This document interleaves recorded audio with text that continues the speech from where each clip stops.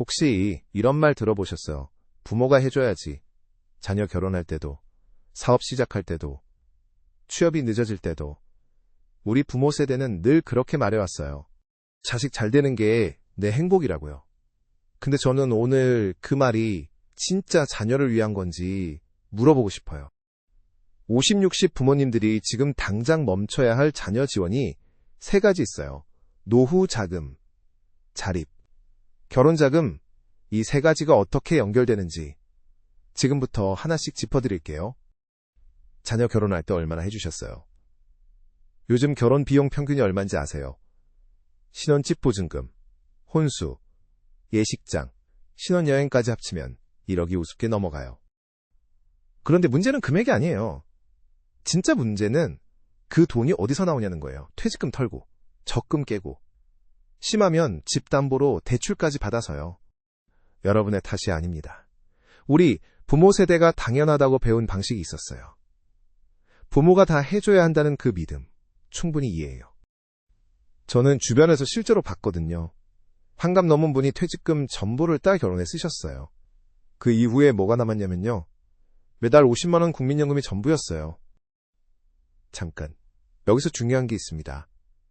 그 딸이 행복하게 살고 있을까요? 아마 그럴 거예요.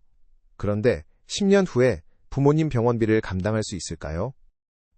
남편이랑 자기 집 대출도 갚아야 하고 아이도 키우면서요. 부모가 노후 자금을 다 써버리면 결국 그 짐이 자녀한테 다시 돌아가요. 사랑으로 줬는데 부담으로 돌아오는 거예요.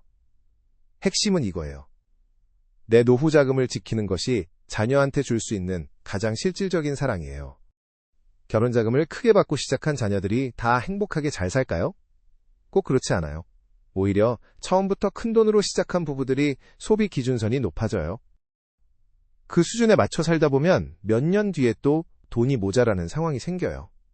그때는 부모도 이미 다 써버렸으니까 줄 돈이 없는 거예요. 처음부터 작게 시작한 부부가 오히려 절약하는 법을 배우고 더 단단하게 쌓아가는 경우가 훨씬 많아요. 힘들게 시작하는 게 꼭 나쁜 게 아니에요. 자녀 결혼에 해줄 수 있는 가장 큰 선물은요. 부모가 노후에 자녀한테 손 안 벌리는 거예요. 부모가 형편에 맞게 보태주는 건 좋아요. 그런데 노후를 담보로 쏟아붓는 건 사랑이 아니에요. 미래의 짐을 자녀한테 미리 예약해두는 거예요. 자녀가 사업하겠다고 하면 어떠세요? 설레죠. 내 자식이 뭔가 해보겠다는데 믿어줘야 할 것 같고 도와줘야 할 것 같고. 근데요, 통계를 한번 볼게요. 국내 소상공인 창업 5년 생존율이 어느 정도인지 아세요? 대략 30% 수준이에요. 10곳 중 7곳이 5년 안에 문을 닫는다는 얘기예요. 이건 능력의 문제가 아니에요. 그냥 시장이 그렇게 냉혹하다는 거예요. 그 30%에 내 자녀가 든다는 보장이 있나요? 없잖아요.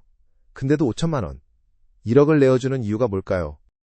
설마 우리 애가 실패하겠어 라는 믿음 때문이에요. 그 믿음 사랑스럽긴 한데요. 그게 현실이 돼주지는 않거든요. 더 심각한 문제가 있어요. 돈이 오가는 순간 부모-자식 관계에 균열이 생기기 시작해요. 사업이 안 풀리면 자녀는 부모 눈치를 봐요. 부모는 말은 안 해도 마음이 조급해져요. 내 돈 어떡하지? 라는 생각이 슬금슬금 올라오거든요. 그게 표정에 나오고 말투에 나와요. 결국 관계에 금이 가요. 돈으로 시작한 지원이 서로에게 상처로 끝나는 거예요. 여러분의 탓이 아닙니다. 사람 심리가 원래 그렇거든요. 자기 돈으로 사업하는 사람이랑 부모 돈으로 사업하는 사람은 결정하는 방식이 달라요. 자기 돈이 들어가면 한 번 더 생각해요. 정말 이 계약 맺어도 되나? 이 직원 뽑아도 되나? 그런데 부모 돈이 깔려 있으면요. 심리적으로 조금 느슨해질 수 있어요. 어차피 망해도 부모님한테 다시 손 벌리면 되지 라는 생각이 무의식 중에 작동할 수 있거든요. 이게 자녀를 믿지 말라는 게 아니에요. 부모 돈이 오히려 자녀의 절박함을 빼앗아 버릴 수 있어요. 뇌과학은 이렇게 말합니다. 절박함이 사라지면 집중력과 실행력도 함께 사라진다고요. 자녀 사업을 응원하고 싶다면 노후자금 말고 응원해주세요. 자녀 사업에 들어갈 돈이 있다면 그건 자녀가 스스로 모아야 하는 돈이에요. 그게 그 사람의 사업 체력이에요. 부모가 대신 모아줄 수 없어요. 사업 자금을 대주는 건 지원이 아니에요. 자녀가 스스로 감당해야 할 리스크를 부모가 떠안는 거예요. 그 리스크. 부모가 져선 안 돼요. 여러분의 탓이 아닙니다. 몰랐을 뿐이에요.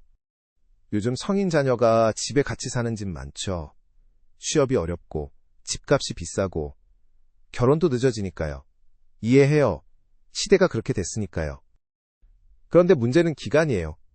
1년, 2년이 지나도 나갈 기미가 없고 생활비도 부모가 다 대고 용돈까지 챙겨주고 있다면요. 이건 자녀를 돕는 게 아니에요. 자녀가 스스로 설 기회를 빼앗고 있는 거예요. 왜 그렇게 되냐면요. 사람은 불편해야 움직여요. 집에서 밥 나오고 청소도 되고 월세도 없으면요. 굳이 불편함을 감수하면서 나가야 할 이유가 없잖아요. 그게 신경회로예요. 편한 게 기본값이 되면 도전은 그 반대쪽에 있는 거거든요. 뇌과학은 이렇게 말합니다. 편안함은 성장의 반대말이에요. 60대가 성인 자녀 생활비까지 감당하면서 노후 준비를 동시에 할 수 있나요? 한 달 생활비가 100만 원 더 나간다고 해봐요. 1년이면 1200만 원이에요. 5년이면 6천만 원이에요. 이게 노후에 얼마나 큰 돈인지 아시잖아요. 자녀가 집에 오래 있을수록 역할이 고착돼요. 자녀는 여전히 돌봄받는 아이 포지션에 머물고 부모는 여전히 챙겨줘야 하는 사람으로 남아요. 그게 10년 가면요. 자녀는 30대 중반이 돼도 스스로 결정 내리는 능력이 약해져 있어요. 혼자 집 계약 한번 해본 적 없고요. 월세 밀릴까봐 조마조마 해본 적도 없는 거예요. 그 경험들이 사람을 키우거든요. 부모가 그 경험을 없애줬으니 성장의 기회를 잃은 거예요. 저는 캥거루족 자녀를 둔 부모님들한테 꼭 드리고 싶은 말이 있어요. 기한을 정하세요. 6개월 아니면 1년. 그 안에 자립계획을 세우도록 대화하세요. 그게 냉정한 게 아니에요. 그게 진짜 부모가 해줄 수 있는 마지막 교육이에요. 오래 품어주는 것이 사랑이 아니에요. 스스로 날 수 있게 밀어주는 것이 사랑이에요. 그게 가장 단단한 사랑이에요. 사실은 이렇습니다. 우리가 사랑이라고 부르는 많은 행동들이 심리학적으로 보면 불안을 잠재우려는 부모 자신의 행동일 수 있어요. 자녀가 잘 되길 바라는 마음이 크면 클수록 그 마음이 오히려 자녀를 작게 만들 수 있어요. 심리학이 말하는 과잉보호의 역설이에요. 잠깐, 여기서 중요한 게 있습니다. 부모가 모든 불편함을 제거해주면 자녀의 뇌는 문제 해결 회로가 발달하지 않아요. 전전두피질, 판단하고 계획하는 뇌의 핵심 부위예요. 이 부분은 도전과 실패를 반복해야만 강화돼요. 편안함으로는 절대 키울 수 없어요. 그러면 왜 부모는 자녀를 과보호하게 될까요? 심리학은 명확하게 말해요. 부모 자신의 불안 때문이에요.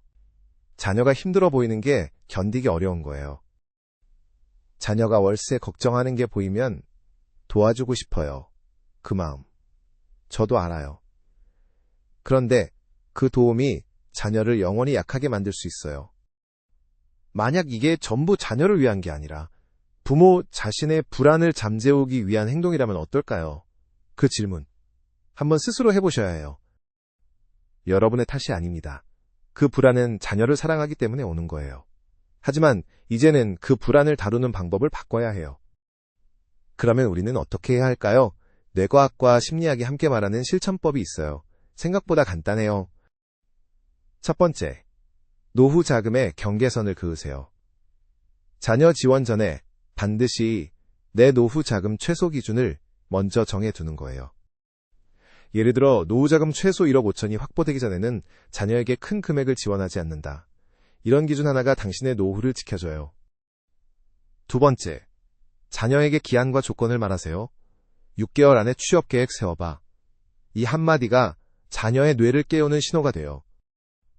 코르티솔, 적당한 긴장과 압박이 집중력을 높이고 실행력을 끌어올려요. 기한이 있는 압박은 성장의 연료예요. 세 번째, 자녀가 작은 실패를 경험하게 두세요. 월세 하루 연체, 계약서 혼자 작성, 상사한테 혼나기. 이게 다 성장이에요. 해마, 뇌의 기억 저장소예요. 감정이 실린 경험만이 해마에 강하게 각인돼요. 실패의 기억이 가장 강한 성장의 교과서예요. 65세의 당신을 상상해보세요. 그때의 당신이 지금을 돌아보면서 뭐라고 할까요? 그때 왜 그랬을까? 가 아니라 그때 잘 결정했다. 고 하려면 지금 뭘 선택해야 할지 아시잖아요. 그리고 그때 당신 곁에 있는 자녀가 스스로 서 있는 사람이길 바란다면요. 지금 조금 독하게 사랑해야 해요. 기억해 주세요. 노후 자금을 지키는 것이 가장 큰 자녀 사랑이에요. 자녀가 감당해야 할 리스크는 자녀가 지게 두세요. 그리고 자녀가 스스로 서게 만드는 것. 그게 부모가 줄 수 있는 마지막 선물이에요. 오늘 영상 어떻게 보셨나요? 혹시 주변에 이런 상황에 계신 부모님 계신가요? 본인이 그 자녀 입장이신 분도 계실 것 같아요. 댓글로 한번 나눠주세요. 다양한 이야기 들어보고 싶어요. 영상이 도움이 됐다면 좋아요와 구독 부탁드려요. 이런 주제 계속 다룰 거예요. 다음 영상에서 또 만나요. 오늘도 함께 해주셔서 고마워요.